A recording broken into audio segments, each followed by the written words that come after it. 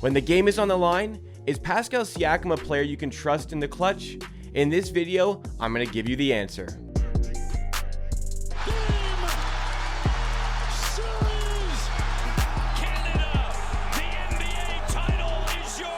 Pascal Siakam is easily one of the premier players in the NBA, but he's long been branded as a choker in his time with the Toronto Raptors. Before we go any further, however, I want to remind you guys that this is Amateur Hour Sports, the YouTube channel dedicated to all things Toronto Raptors and content just like this. And to stay up to date with all the stuff I'm dropping in the offseason, make sure you are subscribed to the channel and help me on my road to 14,000 subscribers. Thank you so much as well to the Queensway Automotive Group for sponsoring this video. We'll talk more about them a little bit later on. It really has not been a great week for the brand of Pascal Siakam. He had a relatively great season and has an outside chance of making an all-NBA team. But in the recent play-in tournament game against the Chicago Bulls, maybe some of these former demons came out again, as Pascal Siakam statistically was excellent against the Bulls, but his production really fell off in the fourth quarter. Now, a lot of the game where fans are blaming the loss has gone to Nick Nurse. It's gone to missing 18 free throws, but also a lot of it has gone down to the Raptors stars, particularly Pascal Siakam for his fourth quarter play, and even more specifically, the 2 free throws he missed late in the game that would have tied it up against the Bulls. And maybe if he makes those, the Raptors get over the line and win this game. All throughout the season, however, there's been the conversations around Pascal Siakam in terms of his ability in scoring in the clutch. And all of these conversations have stemmed from the 2020 playoffs, where Siakam just was not himself in the series against the Boston Celtics. He struggled immensely, gave the Raptors very little in a series they lost in a narrow loss in Game 7. And perhaps if Pascal Siakam shows up at all in that series, the Raptors win that series. Perhaps they get to the NBA Finals, and even more, perhaps they run it back and win back-to-back NBA championships.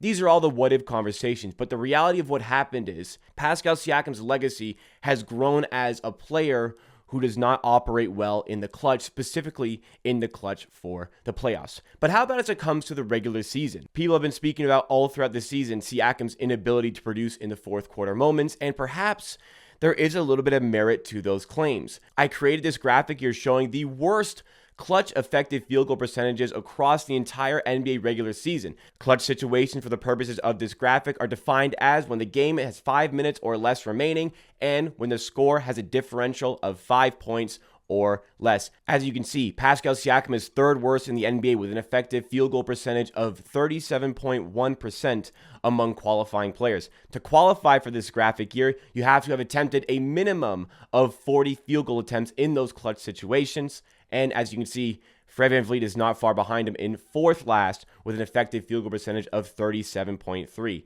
Top of the list is Terry Rozier, but what you can also see on this list are some other really big names in the NBA. Specifically, I can also see names like Giannis Antetokounmpo and Jason Tatum, who are also in the bottom 10 in the NBA in terms of effective field goal percentage among these qualifying players. So we have some really big names on this list, including Pascal Siakam and Fred VanVleet. So what exactly does this list show us?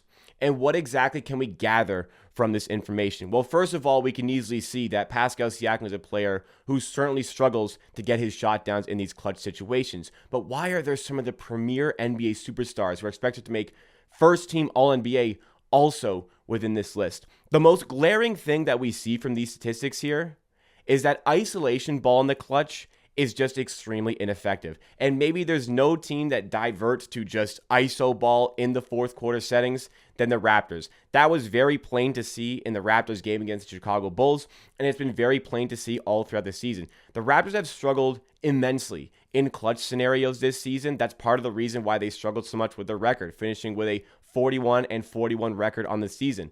Quite a bit below what they expected to be on the season. Now, I will say Pascal Siakam should be producing a little bit better in the clutch, but the coaching does him absolutely no favors and does not tailor to the good parts of his game at all. That's a significant indictment against Nick Nurse, and if you just want to go to the Bulls play-in game specifically, the Raptors working the high pick and roll with Fred VanVleet, getting Vucevic up in those screens because he's a poor defender, that was working. That was cooking all throughout the game, but for some reason, Nurse deviated away from the playmaking in the fourth quarter, just as he's done so many times this season, and forced his stars' hands at just making those tough shots like Pascal Siakam, like Fred VanVleet. So I'm not saying these players are clutch and they've been hitting big shots all season, but there's definitely a reason why some first-team All-NBA absolute locks in Giannis Antetokounmpo and Jason Tatum are also on this list. Another All-NBA hopeful on this list is Julius Randle.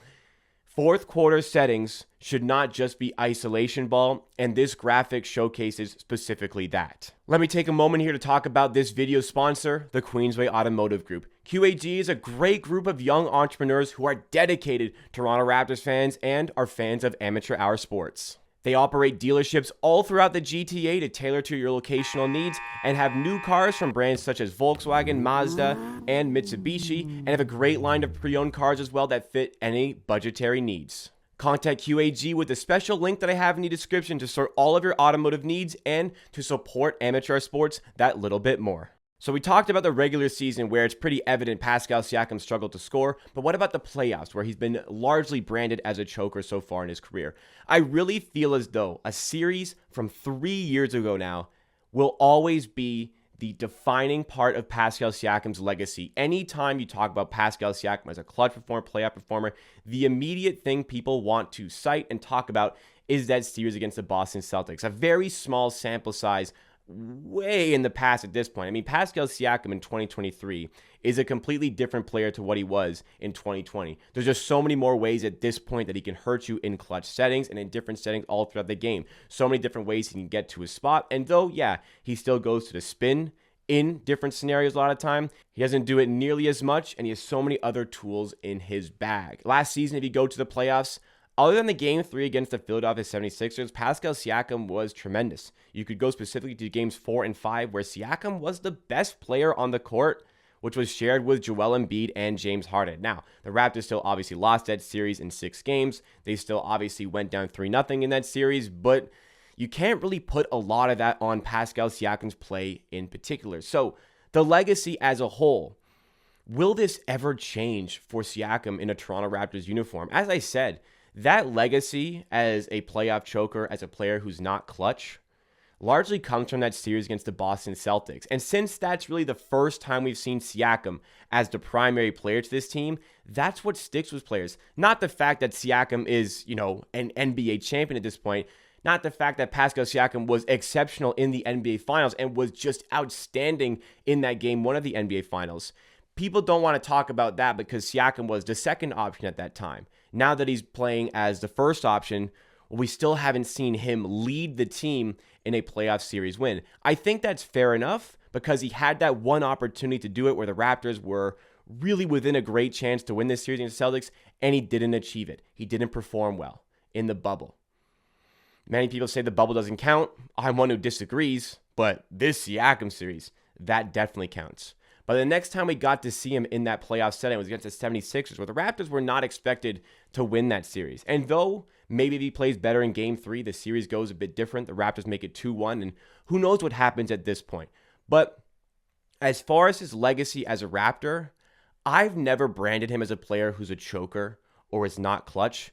Evidently, there is maybe some concern that his game doesn't tailor itself very well to clutch scenarios. And Nick Nurse obviously has not done him any sort of favors in those settings, but people will continuously say that Pascal Siakam is best suited to be a second option. I mean, if Pascal Siakam, 2-time All-Star, 2-time All-NBA, if that guy's your second option, then you must be doing really well because your first option must be just a sensational player, like perhaps one just like Kawhi Leonard. And unfortunately, I don't think Siakam's ever going to be given the opportunity to be the primary player for the Raptors in a series they're expected to win, where he is just a dominant force, and maybe even a 50-50 series where he is just the dominant force, because I just don't think the Raptors are going to get back to that point. Maybe that's an indictment against Pascal Siakam because a team with him being the top player just isn't good enough to be one of the contenders in the Eastern Conference. And if that's the case, so be it. But I think his legacy in Toronto as a playoff performer, unfortunately, I don't think it's ever going to change. And I don't think it's ever going to change because I don't think he's going to ever be given that next opportunity to go and change it. I would love to see the Raptors as a top 2-3 seed in the Eastern Conference where Siakam can really thrive once again to prove people wrong in this setting, but I don't know if that opportunity is ever going to come. And again, maybe that opportunity is never going to come because the team is just not good enough, and maybe the team is just not good enough because Pascal Siakam is the top player. All I know, Siakam, I would say, is a top 20 player in the NBA right now. He's easily top 25 in the NBA. He's a 24 point per game player who upped his level this season. He might make All-NBA for the third time this season, be eligible for a Supermax.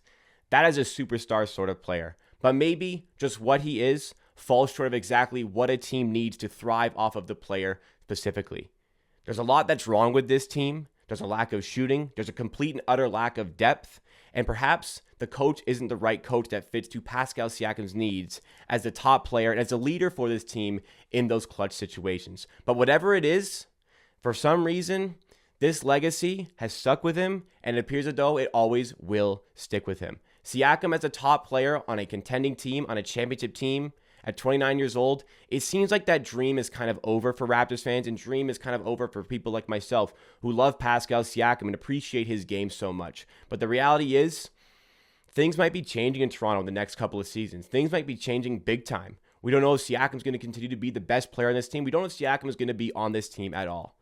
All I can say is I've cherished the years he's been here. He's an NBA champion and a big reason why this franchise has an NBA championship altogether. He's a phenomenal player, but maybe he's just not exactly what this team needed him to be in the last few years. And maybe that's on Pascal Siakam for not being what we need him to be.